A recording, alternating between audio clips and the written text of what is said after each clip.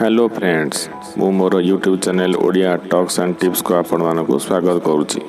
Friends बेले बेले आम जीवन में बहुत दुख आस जाए से दुख आमको भांगी दे थाए दुर्बल कर दे थाए आमको किछि भी रास्ता देखा दे न थाए ना कहार सहयोग मिलता है आमको आम निज जीवन प्रति घृणा आसी जाए और निज को निजे नहीं आम व्यतिव्यस्त हो पड़ती।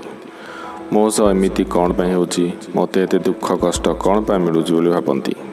आमे एमती समस्या फसी जाती लगे जमी एथरू बाहर किसी भी रास्ता ना बेले बेले एमती दुख भी आसी जाए जी सबू खुशी को छड़े निए बंचार इच्छा को ही शेष कर दिए।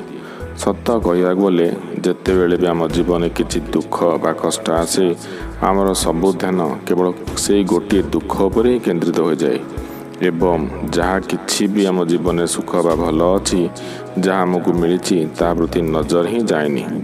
केबे आपण ध्यान देइछंती कि आपण को जो 10 जन लोक भल पाती से माने सेते मने रहंती नाही मने रे सेही जनक जी कष्ट दी अपमान दिए 10 जन आपण विषय भल कथा कहले आपण ता शीघ्र भूली जाती किंतु जने यदि आपण विषय खराब कहला से सब को मन सब बेले रहे। आमर मनीष स्वभाव एभरी जे जीवन में जहाँ सब भल आपण ता प्रति ध्यान कम जाए एवं जहाँ प्रति आमर खराब ता प्रति ध्यान बेसी जाए। एटा गोटे छोटिया कहानी माध्यम कथा बुझा। जड़े राजांकर एक सुंदर फल बगीचा थिला बहुत सुंदर और स्वादिष्ट फल बगीचा भरपूर थाए। से बगीचार दायित्व एक माली थाए से प्रतिदिन राजा स्वादिष्ट फल नहीं करी जाए। दिने से माली देखिला अंगूर बेल नड़िया और अमृतभंडा पाची से चिंतार पड़ला आज क्यों फल नहीं जीवी। किसी समय चिंता कर देखिला अंगूर बेसी पाची तेणु से सतेज अंगूर नहीं राजा पाखे पहुँचला। राजा सेते बेले कौन कारण व्यस्त और अन्यमनस्क और विरक्ति थिले।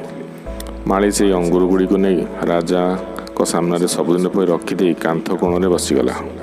राजा से अन्य मनस्कतार गोटे अंगूर खाऊँगी और गोटे अंगूर जोर माली आड़ को फिंगुता। माली देह अंगूर बाजु थाए जिते बड़े भी अंगूर माली देह बाजे से कहे आज बहुत भल दिन ईश्वर बहुत दयालु। राजा पुणी जोर अंगूर फिंगती माली से कहे आज बहुत भल दिन ईश्वर बहुत दयालु। किसी समय राजा को अनुभव है कि गोटे भूल हो सतर्क हो गले। से माली को पचारे मु तुमको बारंबार अंगूर मारुली किंतु तुम्हें कहल कि ईश्वर बहुत दयालु।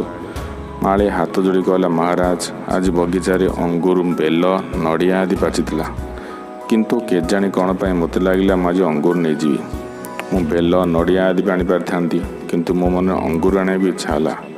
जदि अंगूर बदल नड़िया बेल आदि बड़ फल आनी था तेरे आज मो अवस्था कौन जे होता एथिपाई मु ईश्वर को धन्यवाद देउथली। ये कहानी आम जीवन सह जड़ित। आम जीवन में छोट छोट छोट विपत्ति आमको बड़ विपद बंचे दी था किंतु आमे ताको सेते बेले बुझी पारती ना भावती मो सह एपरी कौन पे होची मोर दोष कौन। जदि आम सब दुख और विपद को गभीरतार सह अनुधान करवा तेरे देखा केते बड़ बड़ विपद रक्षा पाई जाइए। जहाँ आमको दुख और विपद लगे ता भविष्य में जना पड़े कि जदि ता होई न थांता आज मु जहाँ हो पारी ता हो पार न थांती। दुख आमको भल न लगी पारे किंतु यही दुख आम पाई बहुत किछि भल कर जाती। यह जरूर नुहे सबू भल जिनिस आम पाई लाभवान हेबो एवं जहाँ आमको दुख कष्ट देउछि ता आम पाई क्षतिकारक हेबो। जेते बेले भी जीवन कौन दुख विपद सामना हेबो तो भाविबे यही दुख विपदी निश्चित कौन बड़ दुर्घटना बंचाइबा को आसी। महाप्रभु जगन्नाथ आप समस्त आशीर्वाद करंतु। जय जगन्नाथ।